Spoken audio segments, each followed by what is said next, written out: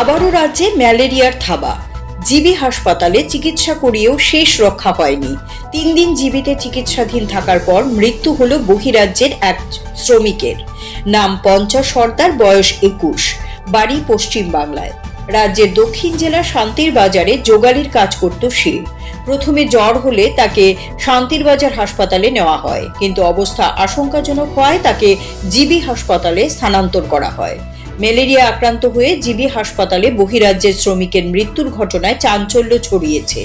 প্রশ্ন উঠছে, চিকিৎসা করানোর পরও কেন বাঁচানো গেল না ওই শ্রমিককে? রাজ্যে আবার ম্যালেরিয়ার থাবায় যুবকের মৃত্যুর ঘটনায় নতুন করে আতঙ্ক ছড়িয়েছে। আরও এক যুবক ম্যালেরিয়ায় আক্রান্ত হয়ে জিবিতে চিকিৎসাধীন বলে জানা গিয়েছে, যদিও তার অবস্থা কিছুটা ভালো। প্রথমে 1-2 দিন মতো জ্বর এসছে, সেখানে ওখানে লোকাল যে হসপিটাল শান্তিবাজার, ওখানে অ্যাডমিট করা হয়েছিল। ওখান থেকে কন্ডিশন একটু খারাপ দেখে রিফার করেছিল জিবিতে।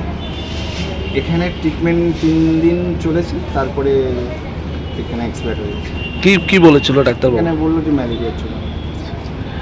আরও কি সঙ্গে কেউ আছে এরকম ম্যালেরিয়া আক্রান্ত? হ্যাঁ, ওনার আর ওখানে আরেকজন আছে, কিন্তু তার অবস্থা ভালো, সে কথা বলছে, বেটার, তাকেও রিলিজ করে দেবে। তারা কোনখান থেকে এসেছিল কাজ করতে? কলকাতা থেকে এসেছিল কাজ করতে, এখানে যোগাড়ির কাজ করতে এসেছিল। কোন জায়গায় কাজ করতো? এটা শান্তিবাজার। কার আন্ডারে কাজ করতো? কি কাজ করতো? ওখানে তোমার লোকাল টুকটাক ঘরে কতজন এসেছিল? 6 জন। তো এই বাকিরা কি টেস্ট করানো হয়েছে বা তারা কোনো সমস্যা হয়েছে? তার কোনো সমস্যা নেই, ওদের দুজনের সমস্যা ছিল। তার মধ্যে একজন এক্সপায়ার হয়ে গেছে, একজন অবস্থা ভালো, তাকেও ছুটি দেওয়া হবে। যে এক্সপায়ার হয়েছে ওর নামটা?